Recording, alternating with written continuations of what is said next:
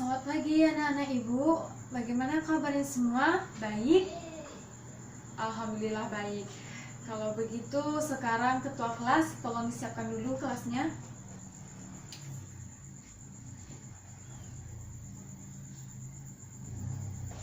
Amin. Baiklah, ketua kelas tolong papan tulisnya dihapus dulu ya. Dan untuk anak-anak ibu yang lain, kalau ada sampah di bawah meja tolong dibuang. Setelah itu silakan duduk di tempat duduknya masing-masing ya. Ya. Baik, kalau sudah silakan duduk di tempat duduknya. Dan sekarang ibu mau mengabsen kalian ya. Apa semuanya hadir pada pagi hari ini? Hadir. Hadir. Alhamdulillah, kalau begitu nihil ya. Oke. Baiklah. Nah, sekarang ibu ingin bertanya kepada anak-anak ibu semua, mengapa kita perlu mempelajari tentang kimia? Ada yang bisa menjawab? Tidak? Nah, sekarang ibu ingin menjelaskan ya, bahwa di kehidupan kita sehari-hari itu sangat erat hubungannya dengan kimia. Seperti saat kita bernafas, dalam proses pernafasan itu mengandung unsur-unsur kimia, dan prosesnya juga ada proses kimia. Kemudian saat kita makan, minum, itu juga mengandung unsur-unsur kimia. Oleh karena itu, kimia itu sangat dekat dengan kehidupan kita sehari-hari. Oleh karena itu sangat penting bagi kita untuk mempelajari pelajaran kimia. Nah,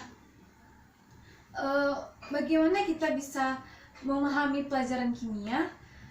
Salah satu cara paling dasarnya itu adalah dengan kita mengetahui nama-nama dari unsur-unsur kimia tersebut. Bukan begitu? Nah, sekarang ibu ingin bertanya, coba kalian sebutkan salah satu unsur kimia yang ada di kehidupan kita sehari-hari, yang paling kalian ingat apa? Coba tunjuk tangannya. Ya Zaki? Air, betul. Air setiap hari kita minum? Betul. Selain air apa lagi? Proses fotosintesis, ya betul sekali. Proses fotosintesis juga menggunakan unsur-unsur kimia. Oleh karena itu kita harus mempelajari kimia, itu salah satu motivasinya. Nah, pada minggu lalu kita sudah mempelajari mengenai penamaan senyawa organik. Dan pada pagi hari ini kita akan mempelajari mengenai penamaan senyawa anorganik.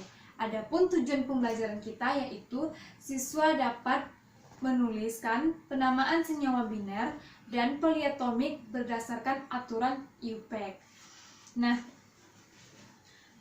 sekarang ibu ingin bertanya, apakah antara unsur yang satu dengan unsur yang lainnya itu berbeda? Berbeda, bukan? Nah, bagaimana kita bisa membedakan antara unsur yang satu dengan unsur yang lainnya? Apa yang pertama kali harus kita ingat? Pasti penamaan kan? Pasti nama dari unsur-unsur. Nah, bagaimana kalau misalnya unsur-unsur tersebut dia bergabung membentuk sebuah senyawa? Bagaimana dengan tata nama senyawanya? Nah, untuk pemberian tata nama senyawa itu berdasarkan aturan IUPAC, yaitu aturan internasional. Nah, untuk mengingat pembelajaran kita pada minggu lalu, yaitu mengenai penamaan senyawa organik, ibu ingin bertanya, siapa di sini yang masih ingat apa itu pengertian senyawa organik? Tunjuk tangannya. Iya, Nisa? Oke, betul. Jadi senyawa organik itu adalah senyawa yang komponen utamanya itu karbon dan hidrogen, atau karbon dan hidrogen yang bergabung atau membentuk dengan unsur-unsur lainnya. Nah, sekarang siapa yang bisa menyebutkan apa itu perbedaan senyawa organik dan senyawa anorganik? Silakan tunjuk tangan. Iya, Tisa? Oke, betul. Iya. Iya, betul sekali. Nah, senyawa organik dan senyawa anorganik itu kan berbeda. Kalau senyawa organik itu sangat banyak limpahan unsurnya di alam. Begitu juga dengan senyawa anorganik. Kalau senyawa anorganik itu biasanya dalam bentuk mineral. Nah, kalau senyawa organik itu biasanya dalam bentuk makhluk hidup, betul. Nah, sekarang Ibu ingin bertanya nih, siapa yang tahu senyawa organik dalam tubuh makhluk hidup itu dalam berupa apa? Iya, silahkan Yurike.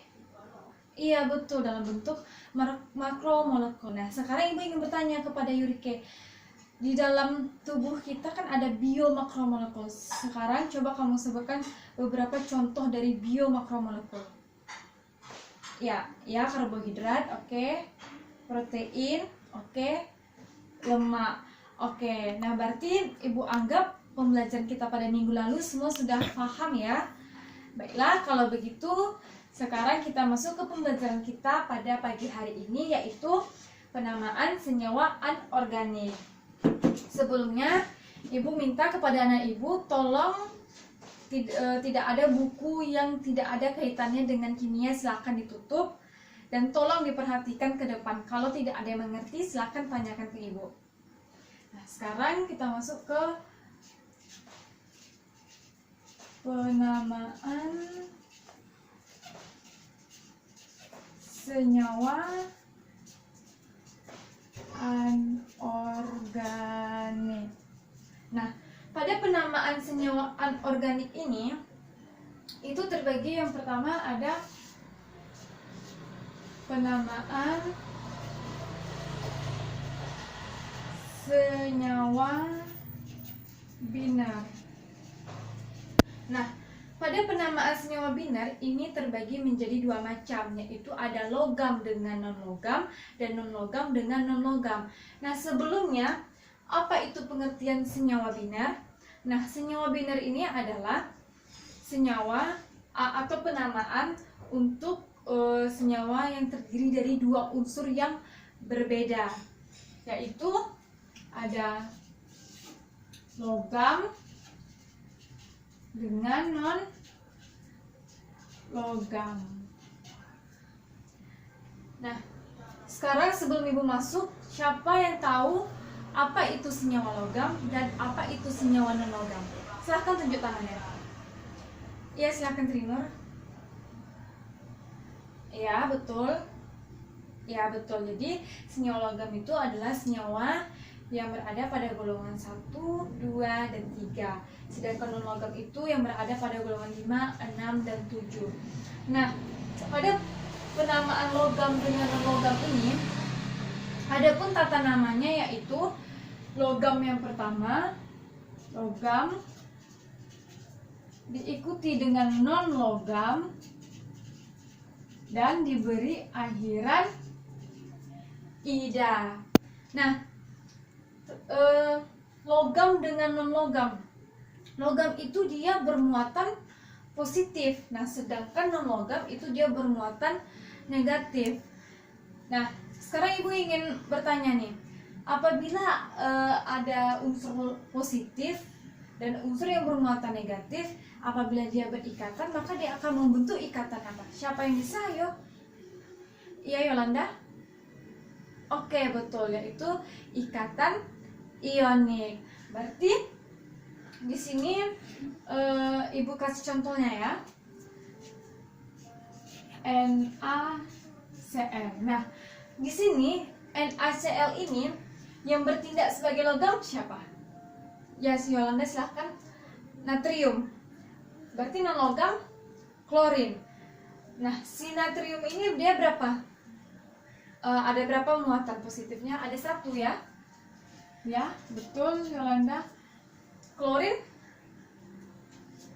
negatif 1 juga. Berarti dia termasuk ikatan ionik. Berarti di sini ini logam, di sini non logam. Nah, adapun tata namanya, berarti natrium terlebih dahulu, baru diikuti dengan klorin dan diberi akhiran ida. Jadi namanya adalah natrium klorida. Nah, ini sama seperti Ini ya. Nah, nampak kan semuanya di sini? Nah, pada animasi ini nampak di sini Na ya, yang berwarna ungu ini dia memberikan satu muatan positifnya kepada si Cl yang bermuatan negatif. Atau di sini si Na-nya itu sebagai logam dan si Cl-nya ini yang sebagai non logam. Nah, adapun namanya itu adalah natrium klorida. Jelas semuanya yang di belakang nampak ya? Nampak. Nah, baiklah. Sekarang pertanyaannya, Bu, bagaimana kalau misalnya unsurnya terdiri lebih dari satu? Nah, kalau unsurnya terdiri lebih dari satu unsur, maka ditulis jumlah unsurnya, baru diikuti dengan non logamnya. Nah, Ibu kasih contoh. Contohnya di sini adalah FeCl3. Nah, kenapa FeCl3? Nah, kalau kita uraikan ya seperti NaCl ini, di sini Fe dia muatannya positif 3, sementara si Cl negatif 1, maka dia dikali silang kan, makanya dia menjadi FeCl3. Nah, bagaimana dengan tata namanya? Tata namanya tetap di sini yang bermuatan positif si besi kan, berarti kita kasih nama besi. Nah, karena si besi ini muatannya ada 3, kita tulis muatannya, baru si klorinnya. Nah, kita kasih dengan ida. Nah, sampai sini paham ya? Oke, kita lanjut ke non logam dengan non logam. Nah, untuk non logam dengan non logam, adapun tata namanya yaitu non logam pertama diikuti dengan non logam kedua, baru diberi akhiran ida. Non logam pertama diikuti dengan non logam kedua, diberi akhiran ida. Nah, biasanya kalau dia lebih dari satu unsur itu diberi penamaan atau dikasih nama Yunani. Nah, Ibu kasih contohnya langsung ya. Ya. Contohnya N2O5. Nah, di sini N itu dia non logam, O dia juga non logam. Oke. Nah, bagaimana dengan tata namanya? Seperti Ibu kasih tahu tadi, dikasih dengan penamaan Yunani. Nah, di sini nitrogen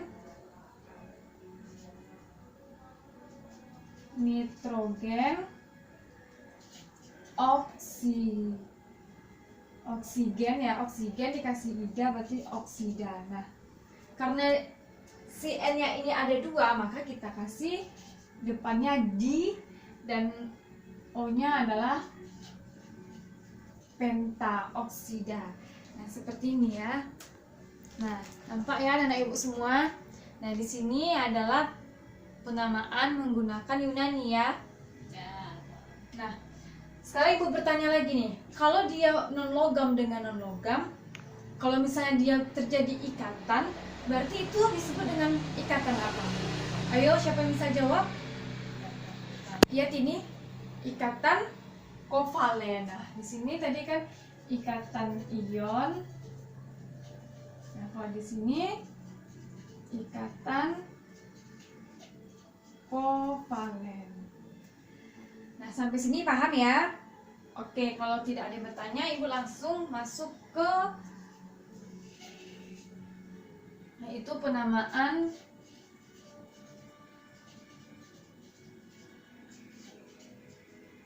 poliatomik. Nah, pada penamaan poliatomik itu sama seperti dengan penamaan biner, yang mana yang positif dulu baru diikuti dengan yang negatif. Namun pada poliatomik ini dia itu punya nama penamaannya sendiri. Nah, atau di sini pada penamaan poliatomik ini yaitu kation baru diikuti dengan anionnya. Nah, sebelumnya senyawa poliatomik itu dia terdiri dari ion-ion poliatomik, di mana ion poliatomik itu dia ada ion kation yang bermuatan positif dan ada anion yang bermuatan negatif. Nah, Ibu langsung kasih contohnya ya. Contohnya NH4Cl. Nah, ini kalau kita uraikan ya, NH4 ini dia bermuatan positif, sedangkan si Cl bermuatan negatif. Berarti di sini NH4-nya ini yang kation dan si Cl- ini dia sebagai anion. Adapun namanya ini adalah amonium klorida. Nah, untuk penamaan poliatomik kalian wajib menghafal seperti ini. Nah, ini ada penamaan khusus untuk ion-ionnya, yaitu ada ion positif dan ada ion negatif. Nah, jadi kalian harus menghafal penamaan kation dan anionnya. Tapi kalau untuk strukturnya, ingat kation dulu baru diikuti dengan anion. Nah, sampai sini paham? Paham.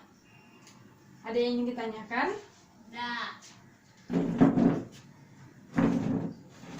Baiklah, kalau misalnya tidak ada yang ingin ditanyakan, Ibu lanjut. Ada yang masih bingung? Ya, silakan Mutiah. Ada yang masih bingung? Nah. Oh ya, pada penamaan poliatomik ini. Oh ya, maaf ya, tadi Ibu lupa menyebutkan pengertian dari ion poliatomik. Nah, jadi pada penamaan poliatomik itu dia terdiri dari ion-ion poliatomik. Adapun pengertian dari ion poliatomik yaitu ion yang terdiri atas 2 atau lebih atom yang terikat secara bersama-sama, kemudian dia membentuk ikatan kovalen. Jadi yaitu terdiri dari ion yang berbeda kan, seperti ini NH4Cl ini kan berbeda nih.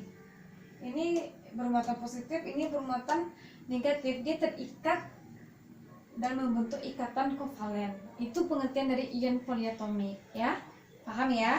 Oke. Ya. Selanjutnya Ibu masuk ke penamaan asam. Nah, sebelumnya pada penamaan asam. Nah, untuk mengingat kembali ya, Ibu ingin bertanya, nah pada asam itu biasanya untuk menguji asam dengan basa kita biasanya menggunakan apa?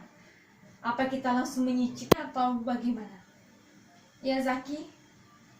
Iya betul. Nah, untuk menguji sebuah larutan itu asam atau basa biasanya kita menggunakan kertas lakmus. Kalau dia seperti jeruk atau seperti minuman bisa kita cicipi. Tapi kalau seperti zat-zat kimia kan nggak mungkin kita cicipi. Makanya kita kalau untuk menguji asam basa itu biasanya menggunakan kertas lakmus. Nah, asam pada penamaan asam itu yaitu asamnya dulu yang ditulis, baru ion negatifnya. Nah, di sini asam biasanya itu berupa apa? Atau lambangnya apa? Ayo, siapa yang bisa jawab? Iya, silakan Trinur. H, hidrogen.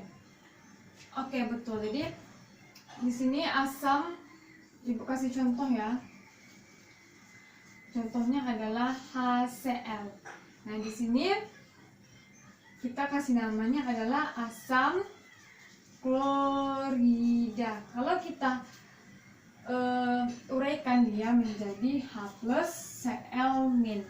Nah, di sini hanya asam, lalu diikuti dengan ion negatifnya yaitu si Cl. Jadi namanya adalah asam klorida. Nah, yang keempat kita masuk ke penamaan basa. Nah, kalau untuk basa ini dia penamaannya yaitu ion positifnya dulu, baru nama basanya. Nah, kalau asam itu H, kalau basa itu hidroksida, maaf ya, hidroksida. Kalau asam itu H, kalau basa itu OH ya. Hidroksida, asam, H. Ini biasanya H plus dan ini OH min. Nah, ibu kasih contohnya.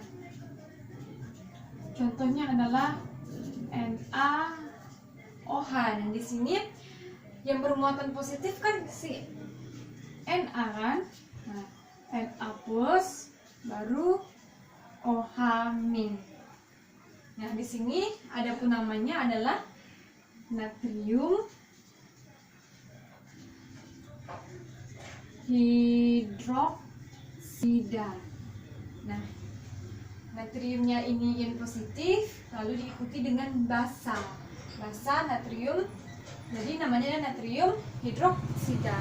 Baiklah, kalau begitu sampai di sini sudah mengerti semuanya? Ada yang masih ingin ditanyakan? Kalau masih ada yang ditanyakan, silahkan ditanyakan. Kalau tidak, sekarang ibu yang akan memberikan tugas kepada kalian semua ya. Nah, jadi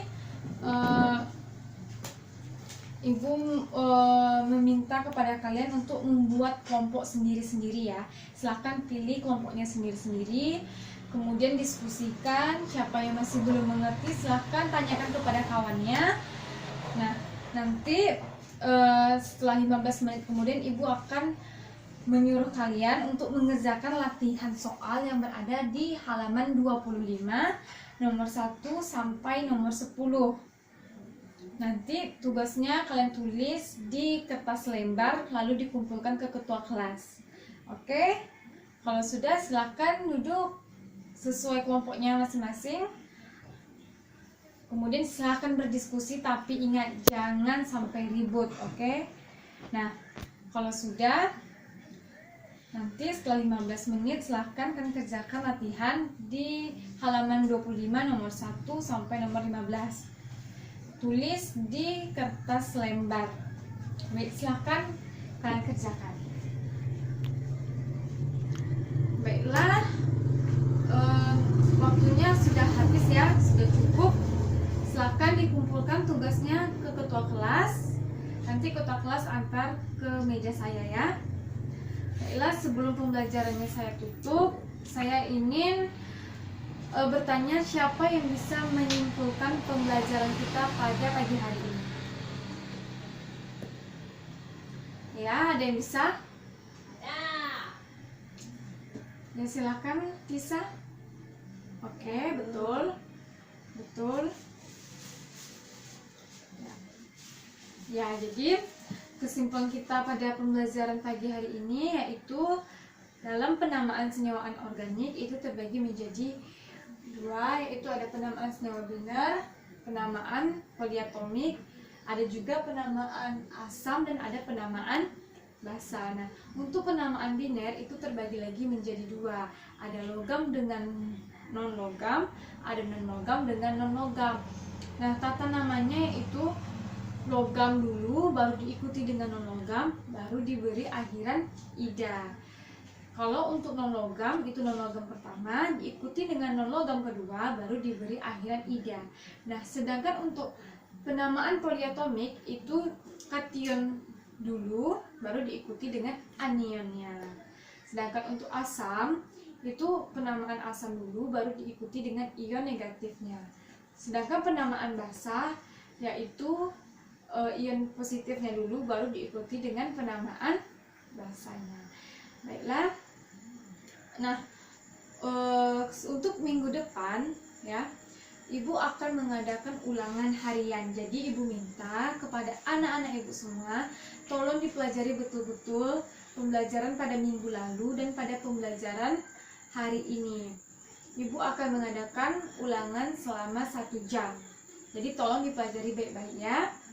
Nah, adapun motivasi pembelajaran kita pada pagi hari ini, kita itu penting untuk mempelajari kimia, karena kimia itu sangat dekat dengan kehidupan kita sehari-hari. Nah, kenapa kita mempelajari penamaan senyawa kimia? Bagaimana kita bisa menyukai pembelajaran kimia kalau kita tidak tahu nama-nama atau tata nama penamaan kimia? Baiklah, kalau tidak ada yang ingin ditanyakan lagi, Ibu akhiri pertemuan kita pada pagi hari ini. Assalamualaikum warahmatullahi wabarakatuh. Waalaikumsalam warahmatullahi wabarakatuh.